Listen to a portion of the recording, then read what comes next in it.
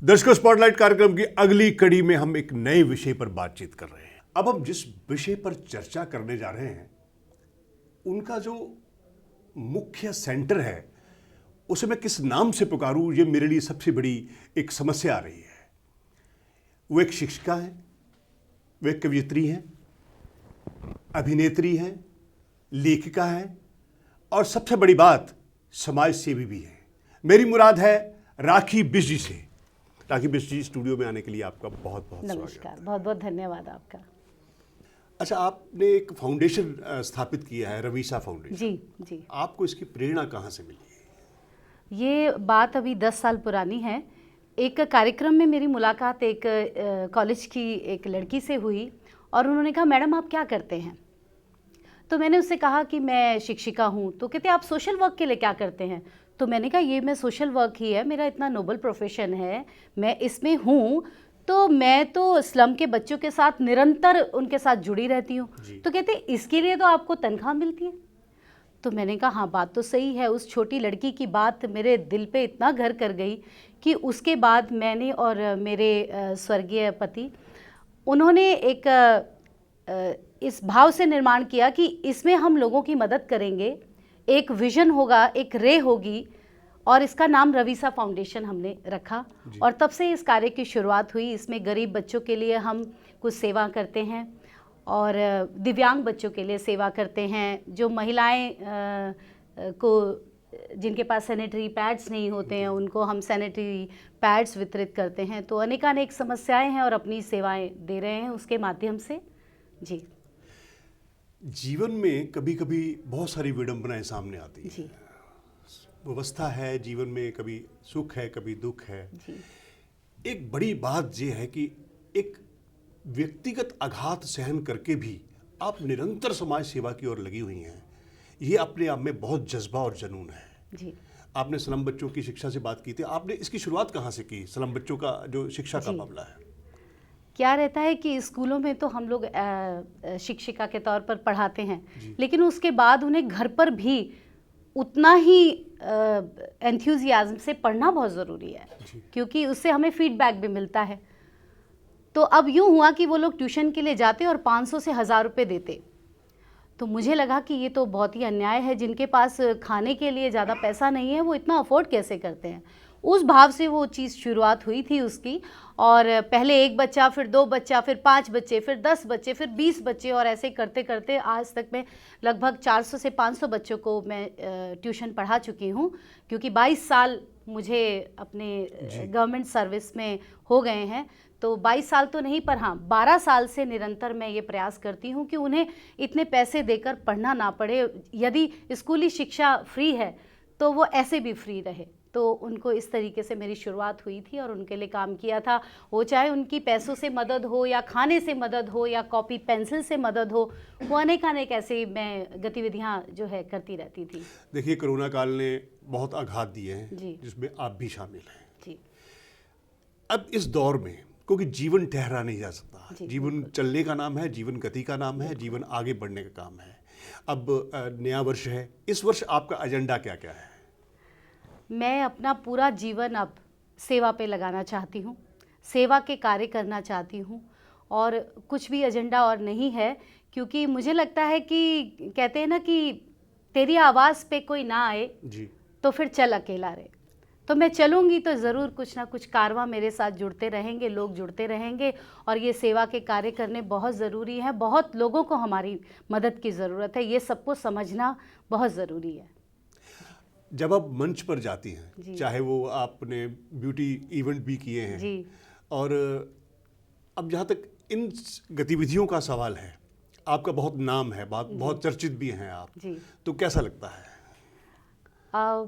मुझे व्यक्तिगत तौर पर तो बहुत ही अच्छा लगता है, लेकिन मुझे ऐसा लगता है कि बेटी, मेरे माँ बाप को कितना गर्व होता होगा जब वो मुझे ऐसे करते हुए देखते हैं।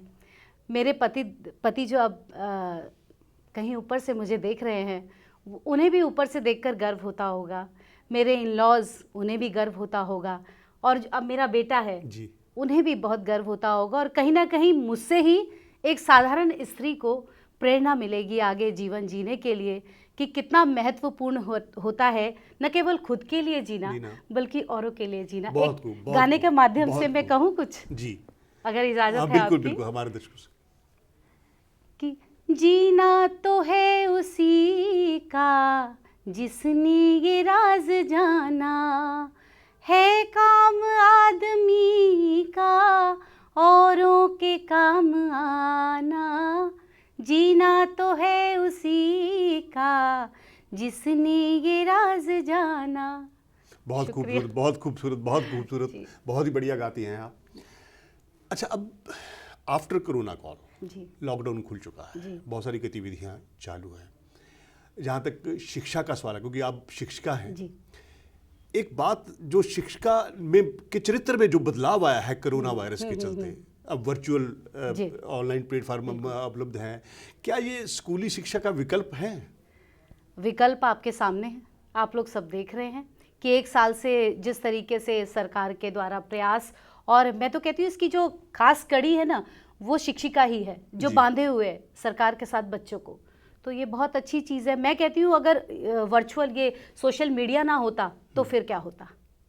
सोशल मीडिया ने एक नया रूप हमें दिया है। बच्चों को देखिए ना आप, वो गरीब बच्चे हैं हमारे तो, और चाहे वो जैसे भी बच्चे हैं वो उस चीज़ को जान रहे हैं, सोशल मीडिया से अवगत होके उस पर नए नए प्रयास करते हैं, हमें नए नए वीडियोस बना के भेजते हैं, डांस का, कहानियों का, और जो जितनी भी प्रतियोगिताएं जो हमारा विभाग जी। आयोजित कर रहा है वो देखिए वर्चुअली आयोजित कर रहा है और वर्चुअली ही, और बच्चे इतना सुंदर करके दे रहे हैं। अब ये चीज़ें कैसे पता लगती जी। यदि ये सोशल मीडिया ना होता। तो मुझे ये नया प्रारूप के शिक्षा का नया माध्यम बहुत अच्छा पसंद आ रहा है। और आगे जब लॉकडाउन तो खैर बीती बात हो गई है, लेकिन आगे जब हम चलेंगे और इस कोरोना काल से निकलेंगे तो ये बहुत सहायक सिद्ध होगा, मुझे ऐसा लगता है। कंप्यूटर जो शिक्षा के लिए जोर दिया गया था सरकारी विद्यालयों में, अब देखिए वो बहुत अच्छे से चल भी रहा है। और कहीं ना कहीं देखिए इसके हर चीज़ का ना अच्छा और बुरा दोनों पक्ष होते हैं। तो मुझे ऐसा लगता है एज अ पॉजिटिव पर्सन कि हमें उसके सकारात्मक पहलू ही देखने चाहिए। अगर हम समाज के पिछड़े हुए क्षेत्रों को देखें, चाहे आप श्रम पे आप काम करती हैं, जहाँ ये इंटरनेट की सुविधाएं नहीं हैं, जहाँ लोगों के पास स्मार्टफोन नहीं है, क्या उन बच्चों से ये अन्याय नहीं है? उन लोगों के लिए अलग से पेपर तैयार किया जाता है जो कि वो विद्यालय से ले जा सकते हैं। और यही कारण है कि पेरेंट्स फिर भी सेटिस्फाइड हैं, खुश हैं। और अगर आप ये सुन के हैरान होंगे, शिक्षा मंत्रालय ने बहुत सारे टीवी पे जो आपने चैनल्स दिए हैं जो अलग अलग पढ़ाते हैं, टीचर्स ने ही अपने यूट्यूब चैनल बना लिए हैं और टीचर्स नहीं, और बहुत अच्छा काम हो रहा है। मैं कहती हूँ कि इसके नकारात्मक पहलू पे ना जाया जाए। अगर हमारे जो बच्चे पढ़ रहे हैं, निगम में पढ़ रहे हैं चाहे दिल्ली सरकार के विद्यालयों में पढ़ रहे हैं, वो सारे बच्चे आज खुश हैं क्योंकि कहीं ना कहीं हमसे वो तालमेल बैठा पाते हैं, अपनी टीचर से बात कर पाते हैं। और ये जो मॉड्यूल तैयार होता है इसके पीछे बहुत मेहनत होती है हमारे शिक्षिकाओं की। एक प्रश्न है आपसे जी, जब आप शब्दों को पन्नों पर उकेरती हैं और शब्द एक नई परिभाषा, नया रूप लेते जाते हैं, वो ऐसी कौन सी स्थिति होती है एक लेखक के लिए कि शब्द अपने आप रूप लेते जाते हैं? यानी कि आप शब्द लिखते हैं तो आपके दिमाग में एक बिंब आता है, बिंब जो बनता है वो एक कवि की बहुत बड़ी सफलता होती है। जी बिल्कुल। तो बिंब या फिर प्रेरणा या समाज में जो भी चल रहा है उसी को देखते हुए कविताएं उतरती हैं, लेख उतरते हैं जी। जो अन्यायपूर्ण वातावरण है उसको देखकर लेख उतरते हैं, जो सौहार्दपूर्ण वातावरण है जी, उसको देखकर लेख। ये तो शब्दों से खेलना तो कवियों का कार्य है। और तो कहा गया है जहां ना पहुंचे रवि वहां पहुंचे कवि। तो वो तो फिर बात की जो है खाल भी निकाल ही लेते हैं और वो शब्दों से खेलते हैं। हमारे दर्शकों को आपने कुछ रचना के कुछ शब्द जरूर सुनाइए जी। जब तुम साथ थे, जब तुम साथ थे तब हर रात में जुगनू होता था, हर बात की खुशबू होती थी, मौसम का रूहानी रंग होता था। जब तुम साथ थे तो कहने को कोई अपना होता था, हर रात दिवाली होती थी और चांद ज़मीं पर सोता था। जब तुम साथ थे तो चुपके चुपके एक भंवरा फूलों का रस पीता था और आसमान में भावों का उन्माद भरा होता था।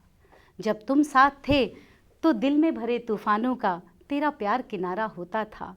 जिस मोड़ पर डगमगाती थी तेरी बाहों का सहारा होता था। अब तुम नहीं